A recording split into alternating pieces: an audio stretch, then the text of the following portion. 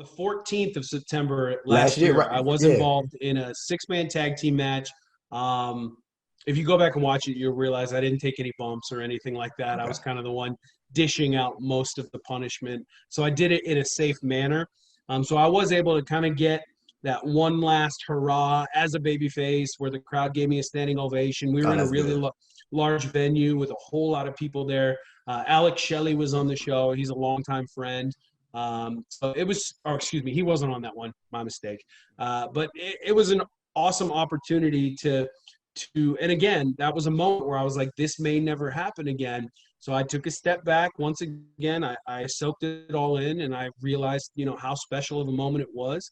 And I do miss performing all the time. All my life I've been a performer. Even before getting into professional wrestling, I was in theater growing up in middle school and high school.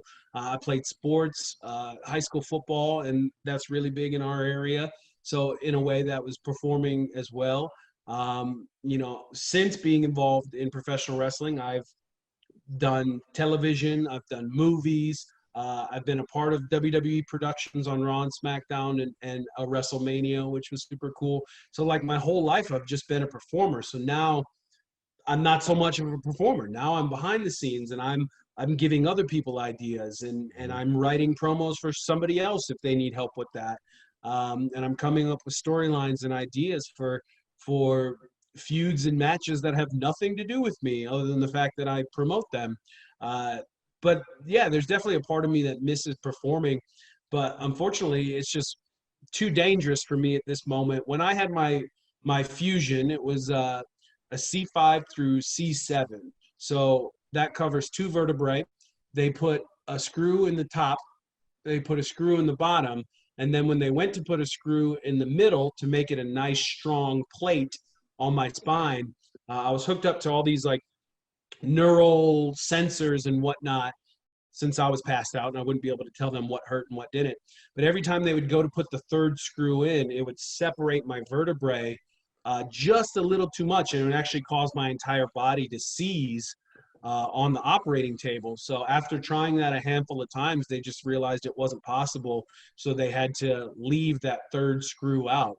So I have a top screw and I have a bottom screw, but I don't have a middle screw, which means all the pressure from the strong part at the top and the strong part at the bottom goes to the middle where there is no screw. It was dispersed to the middle. So that actually makes it quite weak in the middle. So I really wouldn't be cleared to bump again. I wouldn't be cleared.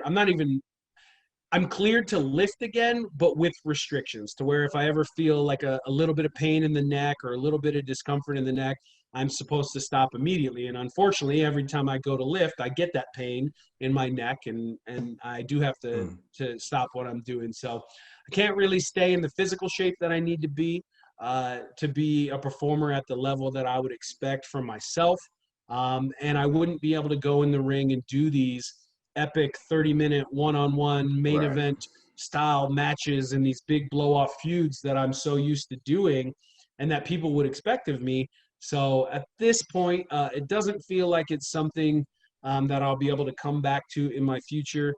I'm not going to sit here and say I never will. I'm not going to sit here and say I'm retired for the rest of my life, because there's always an opportunity within the right storyline, as long as it's safe and we can kind of structure it safely. There's always an opportunity for something like that. But as of right now, I'd say it's pretty unlikely.